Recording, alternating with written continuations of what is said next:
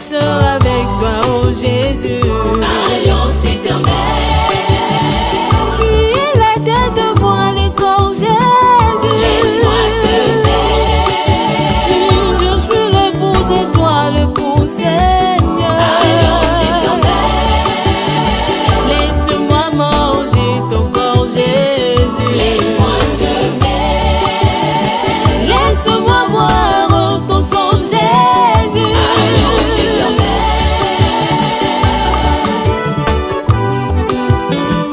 Laisse-moi te mettre.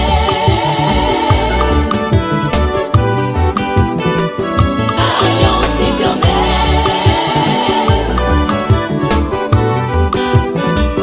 Laisse-moi te mettre. C'est un réel plaisir pour nous de nous retrouver dans ce nouveau numéro de Bâtir la Maison Mariage.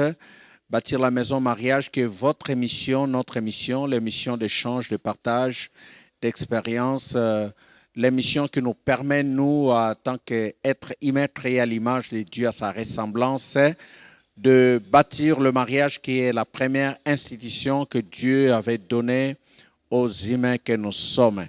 Nous bénissons le Seigneur pour cette grâce qu'il nous accorde de nous retrouver une fois de plus et nous vous saluons là où vous êtes, quel que soit le lieu où vous nous suivez. Laisse que la grâce de Dieu qui est avec nous soit avec vous. Avant toute chose, nous voulons nous recommander entre les mains du Seigneur.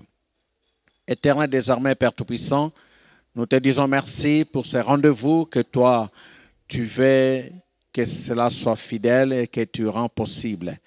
Accompagne-nous parce que c'est toi le Dieu de mariage, le Dieu qui tient ce que le mariage soit honoré par tous. Merci pour ton esprit qui nous conduit en toutes choses. Au nom de Jésus-Christ. Amen. Bien-aimés dans le Seigneur, vous qui nous suivez, la fois dernière, nous parlions de la question pourquoi le mariage. Nous avons donné déjà la première raison pour laquelle Dieu a créé le mariage, c'est pour sa gloire. Et la deuxième raison, c'est pour qu'il y ait communion.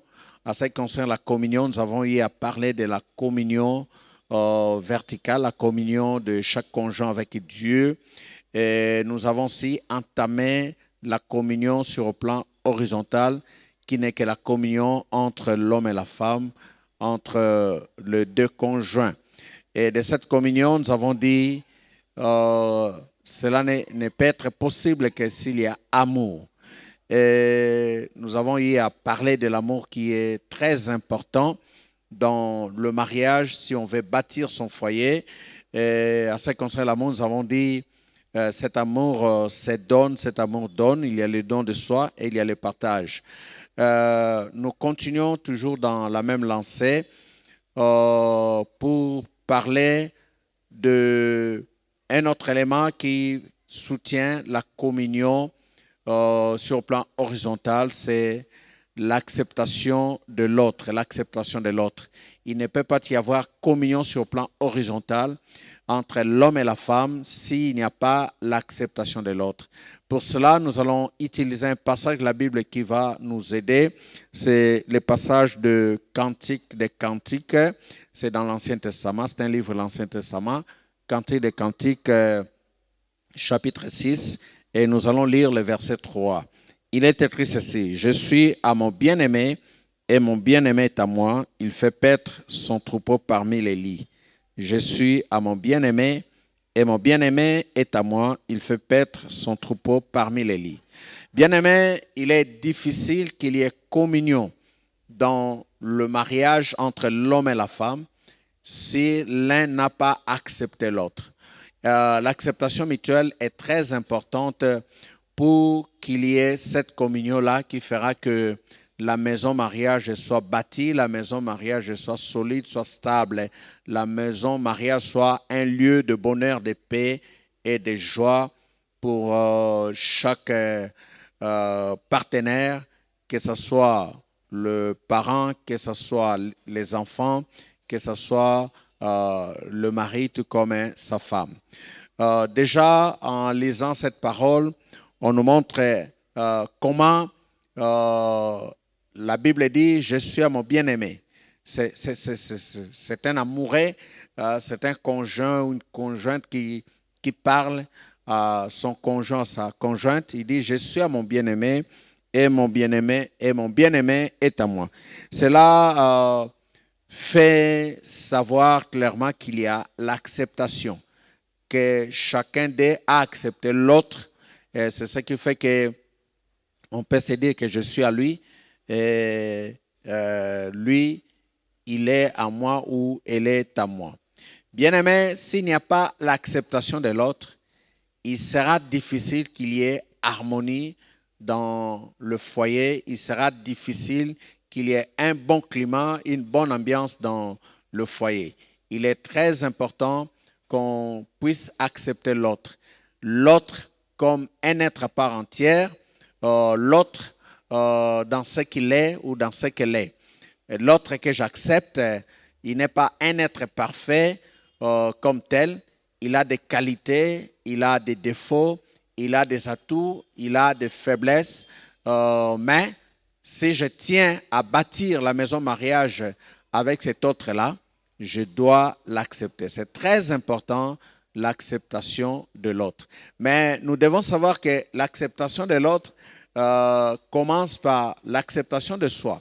Parce qu'un individu qui ne s'accepte pas, il aura des difficultés pour accepter l'autre. C'est pourquoi il est très important de pouvoir s'accepter soi-même. Si nous devons revenir à ce qui s'est passé au Jardin d'Éden, avant que Dieu puisse créer la femme pour Ève, vous savez qu'à un moment donné, Dieu a fait passer l'homme par un exercice où il devait donner les noms aux animaux, aux oiseaux. Et la Bible dit, il s'est rendu compte qu'il n'y avait pas une être semblable à lui. Et c'est comme ça que Dieu l'a fait endormir et qu'il va tirer une de ses côtes pour en créer la femme. Et quand Dieu a créé la femme, ce n'est pas Dieu qui a dit à l'homme, c'est ta femme. Mais l'homme lui-même, en regardant la femme, il a dit, cette fois-ci, voici l'os de mes os, la chair de ma chair. Parce qu'il a commencé par s'accepter soi-même, il était mieux placé pour accepter cet autre-là qui est venu vers lui, jusqu'à dire que c'est l'os de mes os, c'est la chair de ma chair, et elle sera appelée femme. Bien-aimé, l'acceptation de l'autre commence par l'acceptation de soi-même. Mais pour qu'on arrive à s'accepter soi-même, on doit se connaître, on doit se découvrir.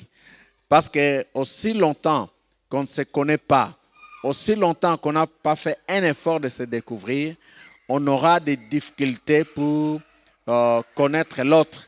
On risque de faire des projections sur l'autre, alors que le vrai problème, c'est le fait que je ne me connais pas moi-même et que j'ai difficile à m'accepter comme tel. C'est pourquoi la découverte de soi est très importante pour chaque couple, pour chaque personne qui s'engage dans le mariage. Il va falloir se poser la question, qui suis-je? Tel que je suis là, qui suis-je? Sur le plan physique, sur le plan mental, sur le plan social, sur le plan moral, sur le plan spirituel, qui suis-je?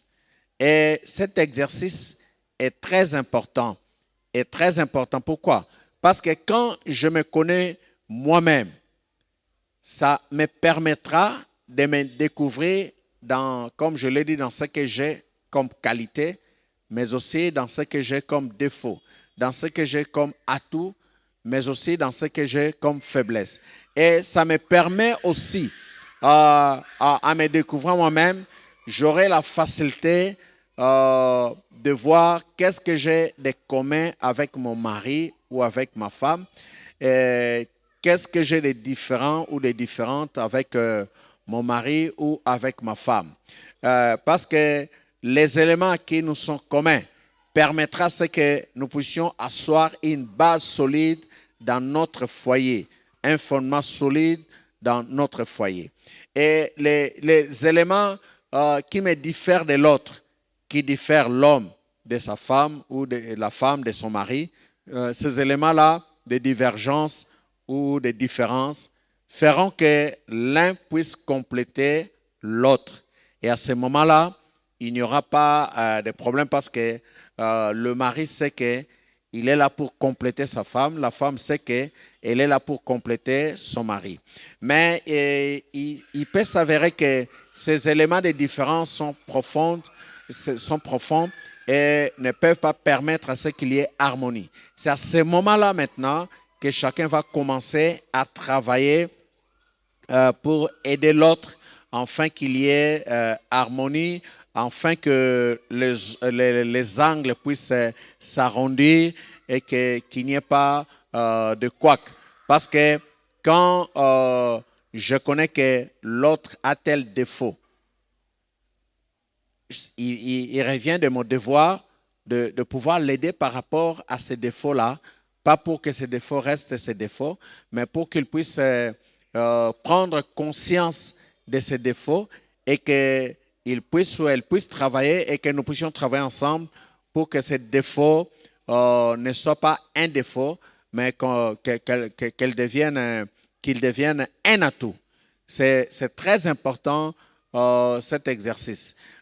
J'aimerais nous dire à nous tous, vous savez qu'avant le mariage, chaque homme, tout comme chaque femme, a l'image de la femme idéale ou de l'homme idéal. Il a toujours en tête cette image-là de l'homme idéal ou de la femme idéale avec qui il va continuer sa voie, sa route dans le cadre du mariage.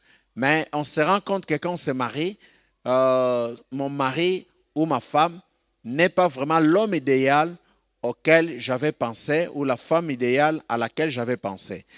Au fait, c'est là où certaines personnes arrivent à des conclusions hâtives pour dire « je vois qu'il n'est pas l'homme de ma vie, je vois qu'elle n'est pas la femme de ma vie ». Or, c'est qu'on oublie le fait d'avoir l'image idéale de l'homme de ma vie, de la femme de ma vie. C'est une façon où Dieu veut impliquer chaque conjoint à travailler de telle sorte qu'il puisse faire de cet homme-là l'homme idéal auquel il avait pensé, ou à faire de la femme-là la femme idéale à laquelle il avait pensé.